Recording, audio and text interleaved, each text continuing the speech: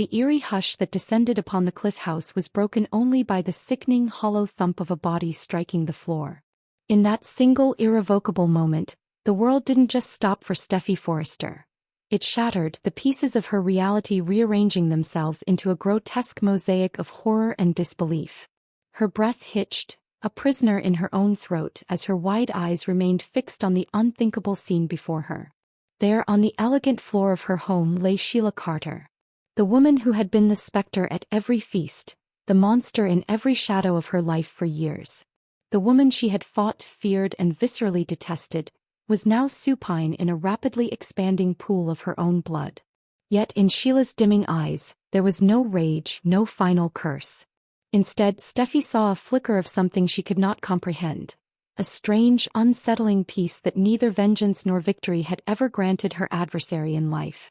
This was the night that would forever be etched into Steffy's soul, a night where the very definitions of good and evil, love and hate, became hopelessly, terrifyingly blurred. As her own chest heaved with ragged, painful breaths, another figure in the room remained just as frozen. Luna Nozawa, her lips parted in a silent scream of fear, stood with a gun trembling in her grasp. Tears welled, not of triumph but of pure, adrenaline-fueled shock, as the gravity of her action crashed down upon her. She hadn't meant to shoot Sheila or anyone. The situation had spiraled, a cyclone of treachery, secrets, and a carefully orchestrated insanity that had swept them all into its vortex, making escape impossible. As the life drained from her nemesis, Steffy, in a trance-like state, fell to her knees beside the dying woman. Something inside her, a dam of hatred built over years of torment, suddenly burst.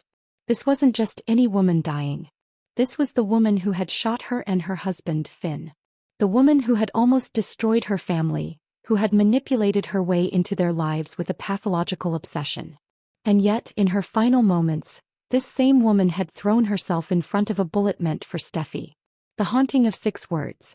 In the days that followed, Steffy Forrester became a ghost in her own life, haunted not by the image of Sheila's death, but by the echo of her final whispered words. Leaning close in that chaotic, blood-soaked moment, Steffy had heard them, 6 gasping, broken words that would reverberate in her heart forever. "I did it for you, Steffy." Those words became her torment, a psychological labyrinth with no exit. How could she reconcile this one act of apparent self-sacrifice with a lifetime of malevolence? The irony was a physical weight, pressing down on her chest, making each breath a struggle. Her greatest enemy, the architect of her deepest pains, had saved her life. The relief of Sheila's permanent absence was supplanted by a new, heavier burden, an inexplicable debt to a monster. She found herself drawn back to the spot in her living room, standing where Sheila had fallen, staring out at the vast, indifferent Pacific. She replayed the scene endlessly, searching for a logic that wasn't there.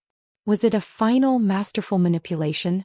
A way to ensure she would never be forgotten, to poison Steffy's peace even from the grave? Or could there have been, in the heart of that darkness, a twisted, genuine flicker of love? This internal turmoil created a chasm between her and Finn. As Sheila's biological son, Finn was navigating his own bewildering grief.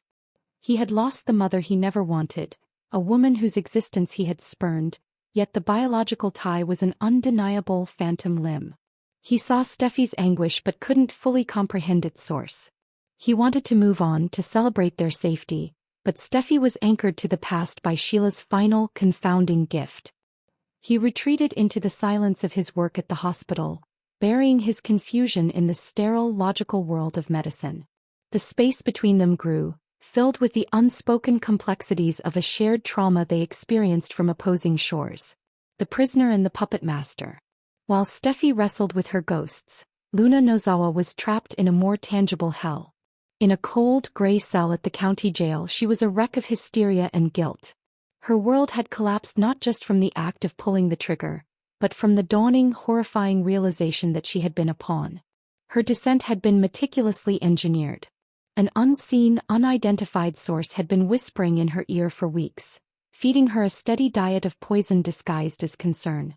She was told that Steffy, jealous of her relationship with RJ, was plotting to destroy her. She was fed proof that Steffy was bribing people to keep a dark secret about Luna's mother, Poppy, under wraps. The manipulation was a masterclass in psychological warfare, preying on Luna's insecurities and her fierce loyalty to her family. The final stroke was the fabricated threat. Steffy was going to have Poppy deported back to Tokyo unless Luna left town immediately. Driven to the brink of paranoia and desperation, Luna had armed herself, claiming later it was only to scare Steffy, to confront her, to make her stop. But in the vortex of that confrontation, fear and adrenaline had taken over.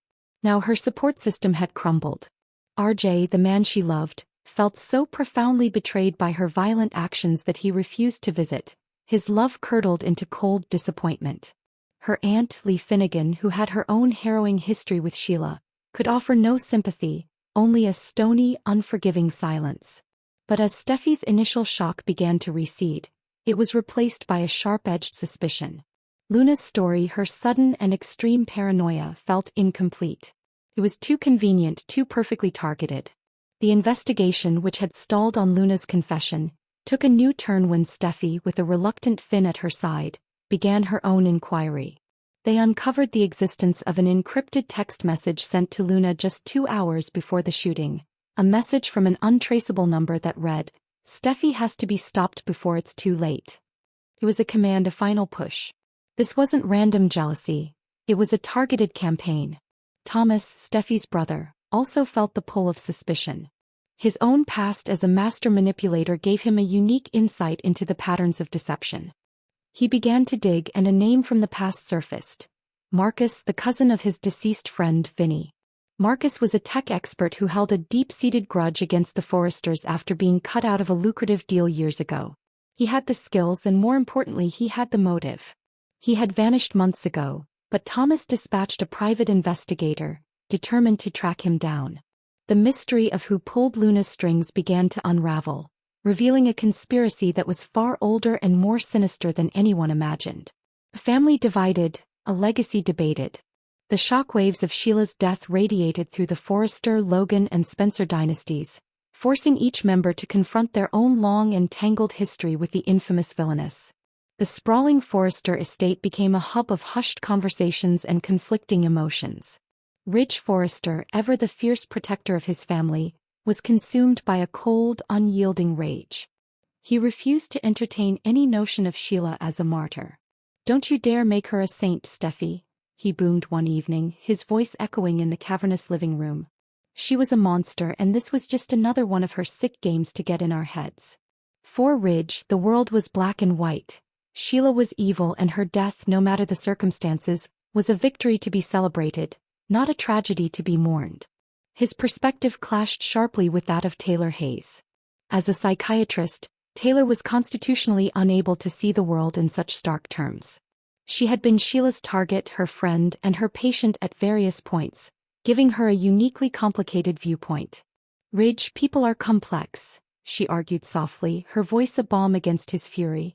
"Even the most damaged souls can have a moment of clarity at the end." Perhaps she didn't want to be the villain anymore. Perhaps the only way she knew how to change her own story was to save Steffy's. This difference in opinion, a classic dynamic between them, created a familiar tension, a debate over human nature played out over coffee in their daughter's home. Hope Logan, too, was profoundly impacted. Her own past was littered with the wreckage of other people's manipulations. The idea that someone could be driven to such an extreme act by lies struck a deeply personal chord. "People don't just change, but sometimes they surprise you right at the end," she mused to Steffy, her eyes reflecting a sad wisdom. Brooke, on the other hand, shared Ridge's sentiment. For her, Sheila's demise was a simple matter of good triumphing over evil, a long overdue end to a reign of terror. Meanwhile, at a lonely, sparsely attended funeral, Deacon Sharp said a few shaky words over Sheila's grave. He was perhaps the only person who had seen a glimpse of the woman behind the monster, and his grief was quiet but genuine.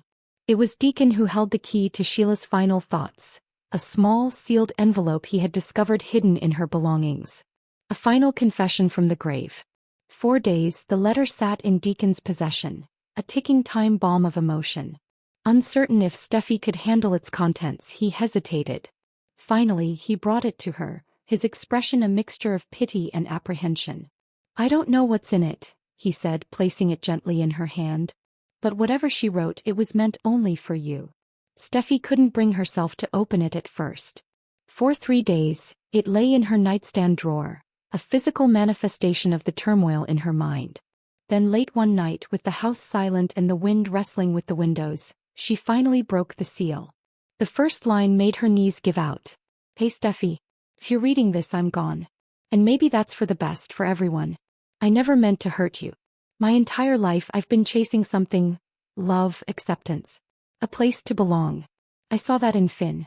I thought if I could just be near him, near you, I could finally feel worthy. I know I never was.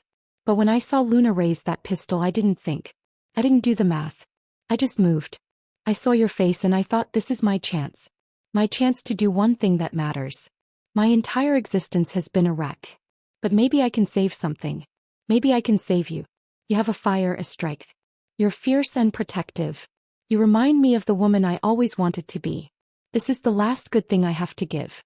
I hope you can find peace with that someday. Tell Finn. Tell him I loved him.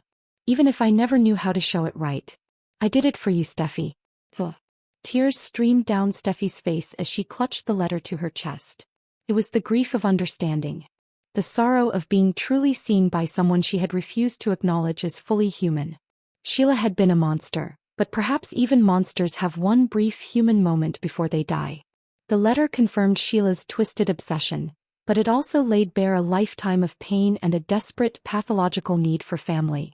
In an instant, Sheila was no longer a one-dimensional villain in Steffi's mind, but a shattered, tragic figure. The weight of that understanding was the heaviest burden she had ever carried.